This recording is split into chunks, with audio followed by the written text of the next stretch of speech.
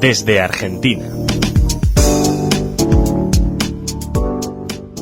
Hola oyentes de Radio Sefarad, volvimos a comunicarnos después de algunas semanas con Gustavo Efrón en Argentina desde la redacción de Nueva Sion. ¿Qué tal, Gustavo? Hola Jorge, ¿cómo estás? ¿Cómo están?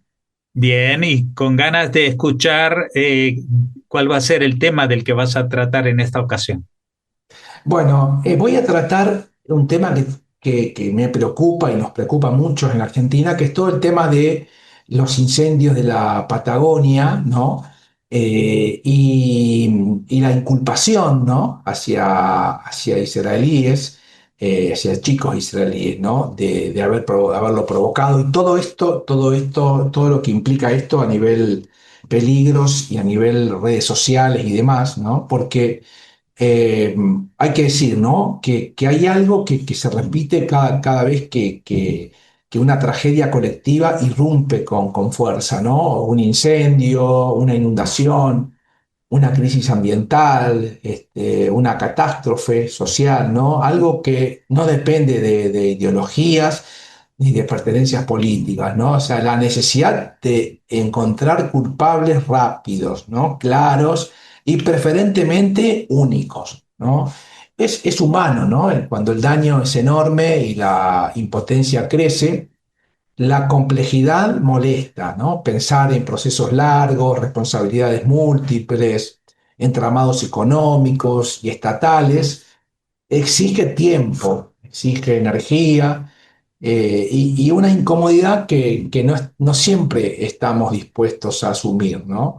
Entonces las explicaciones simples ordenan el caos, tranquilizan, ¿no? Dan la ilusión de control, ¿no?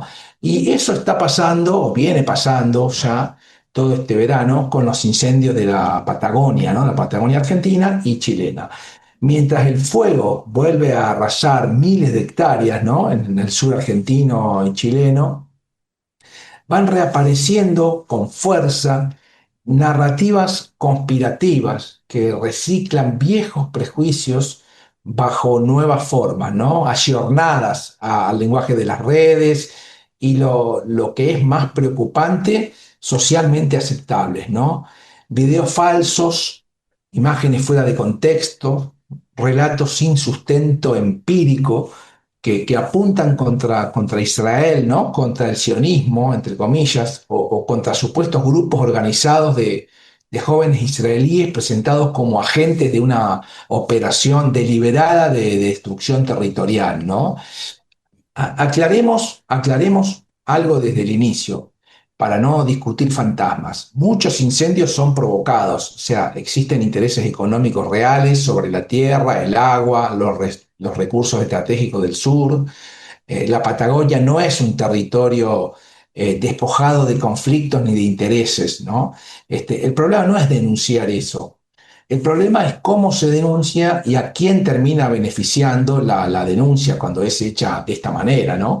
Porque cuando la explicación se reduce a una conspiración única, ¿no? Personalizada, casi omnipotente, el análisis se empobrece, ¿no? Y el poder real respira aliviado. ¿Mm? Lo más inquietante en estas narrativas no es solo su falsedad, sino quienes la reproducen. No circulan únicamente en foros marginales o en espacios de extrema derecha, ¿no? Muchas veces son amplificadas por personas que se piensan a sí mismas como críticas, como comprometidas, e incluso emancipadas, ¿no? Personas que no se reconocen como portadoras de prejuicios, sino como sujetos indignados, informados, despiertos, ¿no? Entre comillas. Ahí aparece un punto clave de nuestra época, ¿no?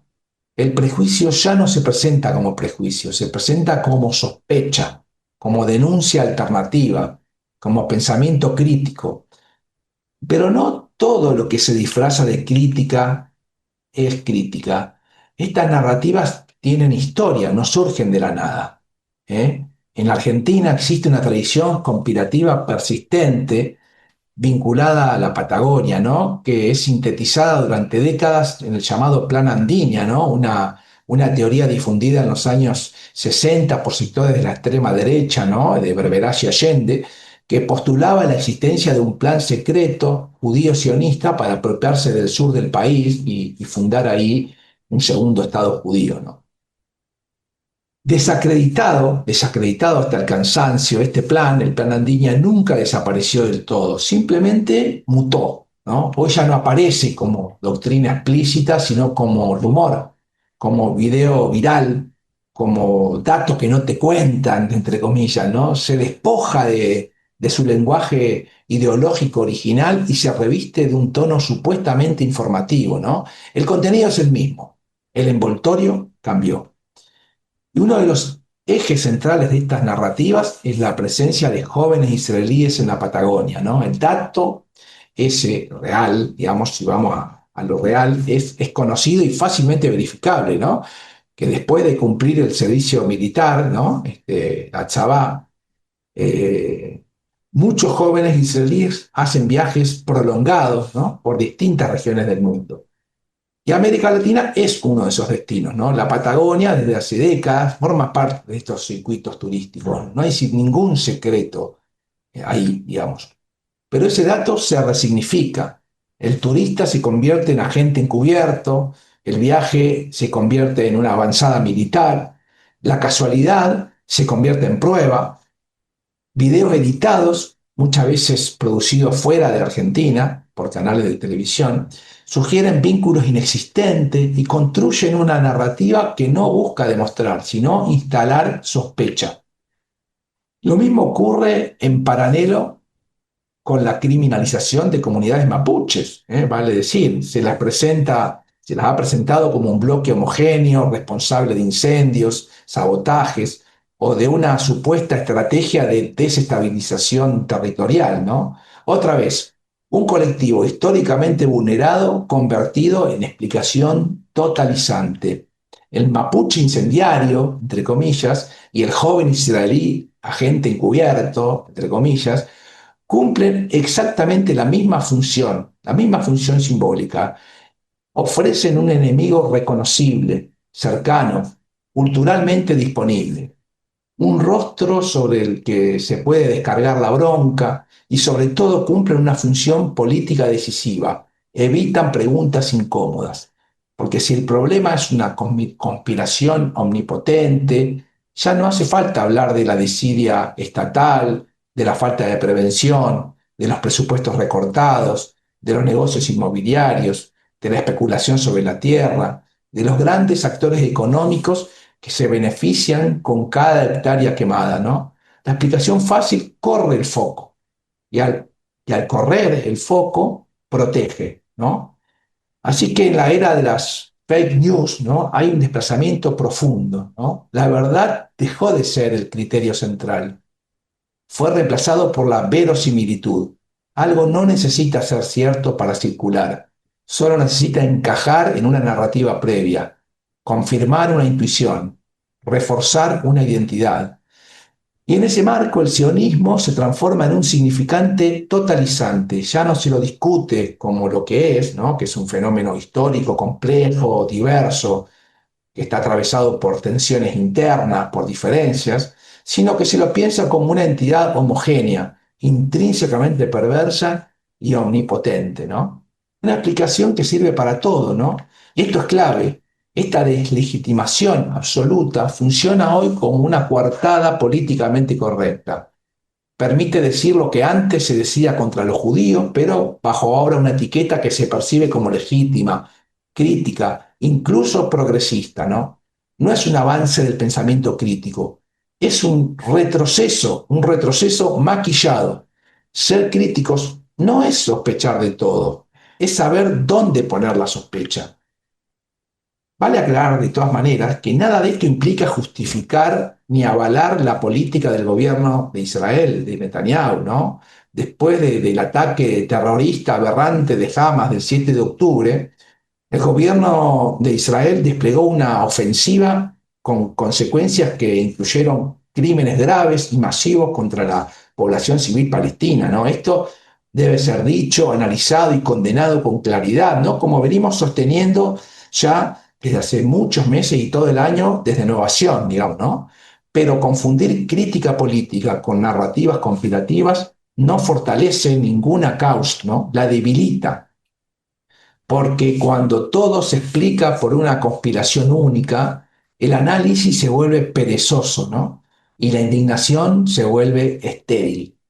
La Patagonia no necesita teorías conspirativas, necesita políticas ambientales, necesita prevención, necesita un Estado presente, necesita discutir en serio el modelo de apropiación territorial, la concentración de tierras, los intereses económicos que operan desde hace décadas en el sur, ¿no? La proliferación de explicaciones simplificadoras no es inocua, empobrece el debate público, desgasta la palabra crítica y transforma la indignación en un atajo cómodo que no incomoda a nadie que realmente tenga poder. Y así, en tiempos de saturación informativa y cansancio social, el verdadero pensamiento crítico no consiste en gritar más fuerte, sino en pensar mejor. No todo lo que circula merece ser compartido. No toda sospecha es lucidez. Y no todo enemigo prefabricado nos acerca a la verdad, porque cuando la sospecha reemplaza el análisis y la viralización sustituye a la evidencia, la crítica deja de ser una herramienta emancipadora y se convierte en un gesto vacío, un gesto que tranquiliza conciencias, pero no cambia realidades. Pensar la Patagonia y también pensar cualquier tragedia colectiva exige algo más incómodo: asumir la complejidad, resistir la tentación de los atajos y hacerse cargo de una pregunta difícil pero imprescindible. ¿A quién les sirve la explicación que están repitiendo? Eso es lo que quería compartir en esta columna del periódico para Radio Sefarad. Pues muchas gracias, Gustavo, por habernos atendido. Como siempre, esperamos volver a hacerlo dentro de 2 semanas. Hasta entonces, muchas gracias y saludos. Gracias, Jorge. Un abrazo y un saludo a toda la audiencia.